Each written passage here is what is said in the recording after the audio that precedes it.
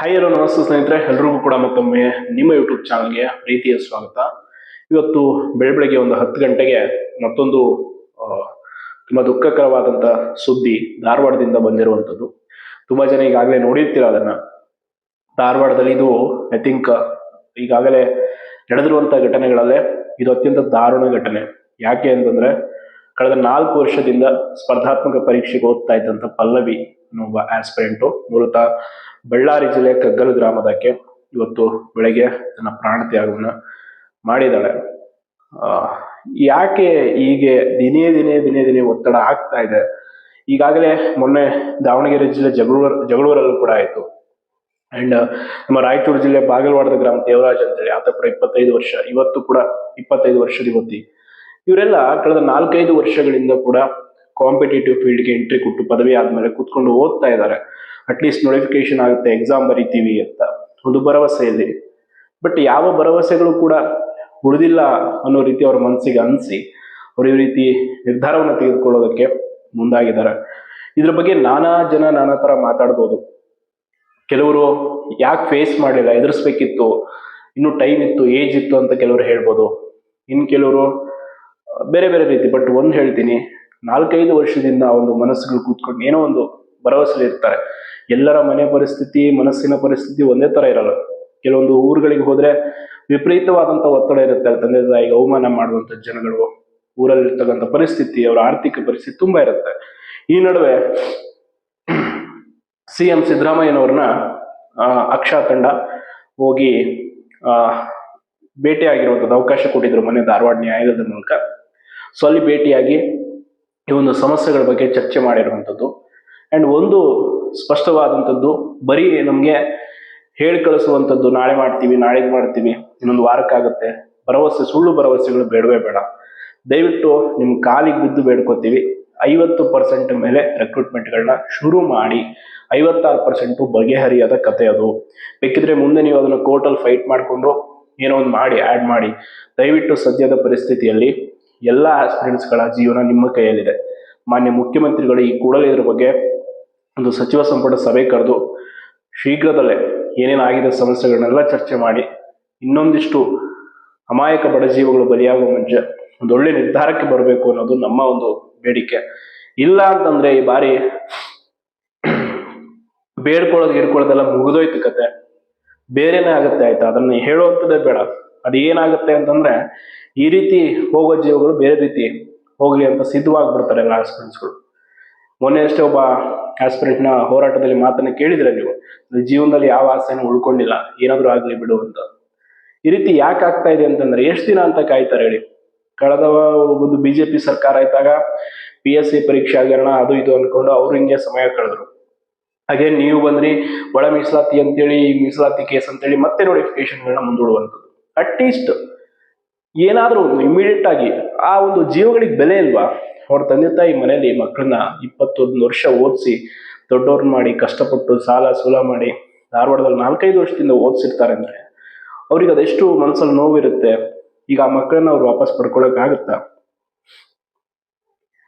ಕೈಗೆ ಬಂದ ಮಕ್ಕಳು ತಂದೆ ತಾಯಿ ಕಣ್ಮುಂದೆನೆ ಇಲ್ದಂತಾದಾಗ ಎಷ್ಟು ನೋವಾಗುತ್ತೆ ಅನ್ನೋದು ಆ ತಂದೆ ತಾಯಿಗಳಿಗೆ ಮಾತ್ರ ಗೊತ್ತು. ಅದನ್ನ ಎಕ್ಸ್ಪ್ಲೇನ್ ಮಾಡೋಕ್ಕಾಗಲ್ಲ. ಆ ತಂದೆ ತಾಯಿ ಜೀವಂತ ಇರೋವರೆಗೂ ಕೂಡ ಆ ಕೊರಗು ಅವ್ರಿಗೆ ಕಾಡ್ತಾನೆ ಇರುತ್ತೆ. ದಯವಿಟ್ಟು ಯಾರು ಇಂಥ ನಿರ್ಧಾರಕ್ಕೆ ಬರಕ್ ಹೋಗ್ಬೇಡಿ. ಜೀವ ಇದ್ರೆ ಏನು ಬೇಕಾದ್ರೂ ಮಾಡ್ಬೋದು. ಎಷ್ಟೋ ಜನ ಇವತ್ತು ಕೈ ಕಾಲಿಲ್ಲದೆ ಇರೋರು, ಕಣ್ಣಿಲ್ಲದೆ ಇರೋರು, ಎಂತೆಂಥವ್ರು ಬದುಕ್ತಿದ್ದಾರೆ ಏನೇನೋ ಮಾಡ್ಕೊಂಡು. ದಯವಿಟ್ಟು ಯಾರು ಈ ರೀತಿ ನಿರ್ಧಾರಕ್ಕೆ ಬರಬೇಡಿ. ಸಮಸ್ಯೆಗಳ ಮೇಲೆ ಅದಕ್ಕೆ ಪರಿಹಾರ ಇದ್ದೇ ಇರುತ್ತೆ. ಒಂದು 4 ದಿನ ತಡ ಆಗ್ಬೋದು, ಆಗುತ್ತೆ. ಬಟ್ ಈಗ ನೋಡಿ, ನೆಕ್ಸ್ಟ್ ನೋಟಿಫಿಕೇಶನ್ ಆದ್ರೂ ನೀವು ಪರೀಕ್ಷೆ ಬರೆಯೋಕ್ಕಾಗತ್ತಾ? ಅವ್ರ ತಂದೆ ತಾಯಿಗಳಿಗೆ ಆ ನೋವನ್ನ ಜೀವಂತ ಇರೋವರೆಗೂ ಕೂಡ ಆ ನೋವು ಅವ್ರ ಮನಸ್ಸಿಂದ ಹೋಗುತ್ತಾ? ದಯವಿಟ್ಟು ಯಾವುದೇ ಮಕ್ಕಳಾಗ್ಲಿ ತಂದೆ ತಾಯಿಗೆ ಇಂಥ ಒಂದು ದೊಡ್ಡ ಒಂದು ನೋವನ್ನು ಕೊಟ್ಟು ಹೋಗಬೇಡಿ. ಸಮಸ್ಯೆ 1000 ಇರಲಿ, ಎದುರಿಸುವಂತ ಗಟ್ಟಿ ಗುಂಡಿಗೆ ನಿಮ್ದಾಗಿರ್ಬೇಕಷ್ಟೇ. ಯಾವುದೇ ಕಾರಣಕ್ಕೂ ಇಂತಹ ತಪ್ಪು ನಿರ್ಧಾರಗಳನ್ನ ಮಾಡ್ಕೊಳಕ್ ಹೋಗ್ಬೇಡಿ. ಓದಿರ್ತೀರ, 21 ವರ್ಷ ಪದವಿವರೆಗೂ ಓದಿರ್ತೀರ, ಅಟ್ಲೀಸ್ಟ್ ಕೂತ್ಕೊಂಡು ಯೋಚನೆ ಮಾಡಿ, ನಾನು ಈ ರೀತಿ ಮಾಡ್ಕೊಂಡ್ರೆ ಏನಾಗುತ್ತೆ? ಸರ್ಕಾರ ಅಲ್ಲಿರುವಂಥವ್ರಿಗೆ ಮಾನವೀಯತೆ, ಮನುಷ್ಯತ್ವ ಎಲ್ಲ ಸತ್ತೋಗ್ಬಿಟ್ಟಿದೆ. ನಾವಾದ್ರೂ ಮಾನವೀಯತೆಯಿಂದ ಯೋಚಿಸೋಣ. ಅಟ್ಲೀಸ್ಟ್ ಅಂತ ಸಮಯದಲ್ಲಿ ಯಾರಾದ್ರೂ ಕಾಂಟ್ಯಾಕ್ಟ್ ಮಾಡಿ ಮಾತಾಡಿ ಅವ್ರ ಜೊತೆ. ಧೈರ್ಯಗೆಡಕ್ಕೆ ಹೋಗ್ಬಿಡಿ ಯಾರು. ಅವಮಾನಗಳು ಅವೆಲ್ಲ ಕಾಮನ್. ಈಗೇನು ಹುಟ್ಟಿದೀವಿ ಅಂದಮೇಲೆ ಎಂತೆಂಥವ್ರಿಗೂ ಅವಮಾನಗಳು ತಪ್ಪಿಲ್ಲ. ಎಂತೆಂಥ ಶರಣ ಸಾಧಕರನ್ನು ನಮ್ಮ ಸಮಾಜ ಬಿಟ್ಟಿಲ್ಲ. ಅಂಥದ್ರಲ್ಲಿ ನಿಮ್ಮನ್ನೆಲ್ಲ ಯಾವ ಲೆಕ್ಕ? ದಯವಿಟ್ಟು ಎಂತಹದ್ದೇ ಜಟಿಲವಾದ ಸಮಸ್ಯೆ ಬಂದರೂ ಕುಗ್ಗಬೇಡಿ, ಗಟ್ಟಿಯಾಗಿ ನಿಂತ್ಕೊಳ್ಳಿ. ಆಗುತ್ತೆ, ನೋಟಿಫಿಕೇಶನ್ ಆಗುತ್ತೆ, ಎಲ್ಲ ಆಗುತ್ತೆ. ಎಲ್ಲದಕ್ಕೂ ಒಂದು ಮಿತಿ ಅನ್ನೋದಿರುತ್ತೆ, ಲಾಸ್ಟ್ ದ ಲಿಮಿಟ್. ಅದು ಕ್ರಾಸ್ ಆದ್ಮೇಲೆ ಎಂಥವ್ರಿಗೂ ಕೂಡ ಅದೇನೋ ಪಾಠ ಕಲಿಸೋ ಸಮಯ ಬಂದೇ ಬರುತ್ತೆ. ಈಗ ಬಂದಿದೆ, ಅದು ಆಗುತ್ತೆ. ಅದು ದಯವಿಟ್ಟು ಅವಸರ ಮಾಡಬೇಡಿ ಯಾರು ಕೂಡ. ಅವಮಾನಗಳು ಅಪಮಾನಗಳು ಎಲ್ಲವೂ ಇರಬೇಕು. ಅದು ಇದ್ದು ಗೆದ್ದಾಗ ಮಾತ್ರ ಒಂದು ಬೆಲೆ ಇರುತ್ತೆ ಹೊರತು ತಕ್ಷಣಕ್ಕೆ ನೀವು ಏನೋ ತೆಗೆದುಕೊಳ್ಳೋ ನಿರ್ಧಾರದಿಂದ ಪರಿಹಾರ ಸಿಗಲ್ಲ. 25 ವರ್ಷ, ಇನ್ನೂ 6-7 ವರ್ಷ ಪರೀಕ್ಷೆ ಬರೆಯುವ ಅವಕಾಶಗಳಿರುತ್ತೆ. ಪರೀಕ್ಷೆ ಇಲ್ಲಾಂದ್ರೆ ಬೇರೆ ಏನೋ ಮಾಡ್ಕೋಬಹುದು. ಅಟ್ಲೀಸ್ಟ್ ಮನೆಗೆ ಹೋಗಿದ್ರೆ ತಂದೆ ತಾಯಿ ಮುಂದೆ ಕಣ್ಮುಂದೆ ಮಕ್ಕಳಾದ್ರೂ ಇರ್ತಾರೆ. ಈ ರೀತಿ ನೀವು ತಂದ್ಕೊಳ್ಳುವಂತ ಸ್ಥಿತಿಯಿಂದ ಆ ತಂದೆ ತಾಯಿ ಕಣ್ಣಿಂದ ಹೆಂಗ್ ನೋಡೋದು ಅದನ್ನ ಪರಿಸ್ಥಿತಿಯನ್ನ.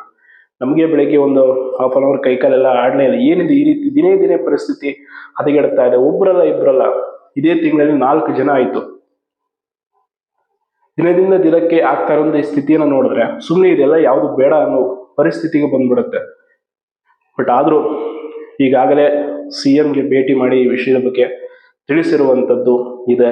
ನೋಡೋಣ, ಇಷ್ಟಾದ್ರೂ ನಾಚಿಕೆ ಮಾನ ಮರ್ಯಾದೆ ಏನಾದ್ರು ಮಾನವೀಯತೆ ಏನಾದ್ರು ಅವ್ರ ಹತ್ರ ಇದ್ರೆ ಕೂಡಲೇ ಅವರೊಂದು ಸಚಿವ ಸಂಪುಟ ಸಭೆ ಕರೆದು ಇನ್ನೊಂದು ವಾರದಲ್ಲಿ ಒಂದು ನಿರ್ಧಾರಕ್ಕೆ ಬಂದ್ರೆ ಖಂಡಿತವಾಗಿ ಹೇಳ್ತೀನಲ್ಲ, ಅದೆಷ್ಟೋ ಜನ ಲಕ್ಷ ವಿದ್ಯಾರ್ಥಿಗಳ ಒಂದು ಬದುಕಿಗೆ ದಾರಿದೀಪ ಆಗ್ತಾರೆ. ಅವ್ರನ್ನ ಸದಾ ನೆನ್ಪಿಟ್ಕೊಳ್ತಾರೆ. ಇಲ್ಲ ಅಂತಂದ್ರೆ ದೊಡ್ಡ ಮಟ್ಟದ ಕ್ರಾಂತಿಯಾಗಿ ಇವರ ಏನ್ ಮಾಡ್ತಾ ಇದ್ರಲ್ಲ ಈಗ ಅನಾಚಾರಗಳು, ಅದೆಲ್ಲದಕ್ಕೂ ಕೂಡ ಕೊನೆ ಹಾಡುವಂತ ಪರಿಸ್ಥಿತಿ ಬಂದೇ ಬರುತ್ತೆ. ಯಾಕೆಂದ್ರೆ ಪೊಲೀಸರನ್ನು ಕೂಡ ಎಷ್ಟು ದಿನ ಅಂತ ಇವರು ಪೊಲೀಸರ ಮೂಲಕ ಬೆದರಿಸಿ ಹೆದರಿಸಿ ಹೋರಾಟವನ್ನು ಹತ್ತಿಕ್ತಾರೆ ಹೇಳಿ. ಒಂದು ಜನಾಂದೋಲನ ಸೃಷ್ಟಿಯಾಗುತ್ತೆ. ಈಗ ರಾಜ್ಯದ ಪ್ರತಿ ಜಿಲ್ಲೆ ಪ್ರತಿ ಮನೆಗಳಿಂದ ಕೂಡ ತಂದೆ ತಾಯಿಗಳೇ ಬಂದು ಹೋರಾಟಕ್ಕೆ ಇಳಿತಾರೆ. ಅಂತ ಪರಿಸ್ಥಿತಿ ಬಂದೋಗಿತ್ತು ಅಂದ್ರೆ ಯಾರು ಕೂಡ ಅದನ್ನು ತಡೆಯೋಕ್ಕಾಗಲ್ಲ.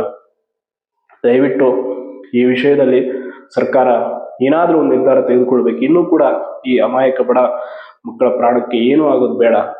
ಎಲ್ಲರ ಪರಿಸ್ಥಿತಿಗಳು ಕೂಡ ಒಂದೇ ರೀತಿ ಇರಲ್ಲ.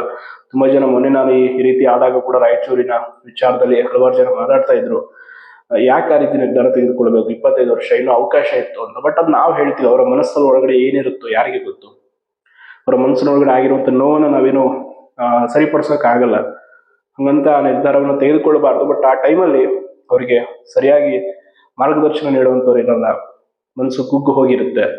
ಆ ಕಾರಣಕ್ಕಾಗಿ ಇಂಥ ಘಟನೆಗಳು ಆಗೋಗ್ಬಿಡುತ್ತೆ. ಸೊ ಇವತ್ತು ಕೂಡ ಧಾರವಾಡದ ಶಿವಗಿರಿಯಲ್ಲಿ ಏನು ನಮ್ಮ ಸಹೋದರಿ ಪಲ್ಲವಿ ಅಂತೇಳಿ ಪ್ರಾಣವನ್ನು ಕಳ್ಕೊಂಡಿದ್ದಾರೆ. ಅವರ ಆತ್ಮಕ್ಕೆ ಶಾಂತಿ ಸಿಗಲಿ ಅಂಡ್ ಅವರ ತಂದೆ ತಾಯಿಗಳಿಗೆ ಆ ನೋವನ್ನು ಭರಿಸುವಂತ ಶಕ್ತಿ ಆ ದೇವರು ಕೊಡ್ಲಿ. ಬಟ್ ಮುಂದೆ ಯಾವ ಒಂದು ಆಸ್ಪಿರೆಂಟ್ಗೂ ಕೂಡ ಈ ರೀತಿ ಆಗಬಾರ್ದು ಅಂದ್ರೆ ಇಮಿಡಿಯೇಟ್ ಆಗಿ ಒಂದು ದೊಡ್ಡ ಮಟ್ಟದ ಜನಾಂದೋಲನ ಆಗಲೇಬೇಕಾಗುತ್ತೆ. ಇಲ್ಲ ಅಂತಂದ್ರೆ ಈ ಸರ್ಕಾರದವರು ಬರೀ ಬಾಯಿ ಮಾತಿಂದ ಹೇಳಿದ್ರೆ ಭರವಸೆ ಕೊಟ್ಕೊಂಡು ಹೋಗ್ತಾರೆ ಹೊರತು ಅದನ್ನ ಈಡೇರಿಸುವಂಗೆ ಕಾಣ್ತಾ ಇಲ್ಲ ಅಂತ ಹೇಳ್ತಾ ಧನ್ಯವಾದಗಳು.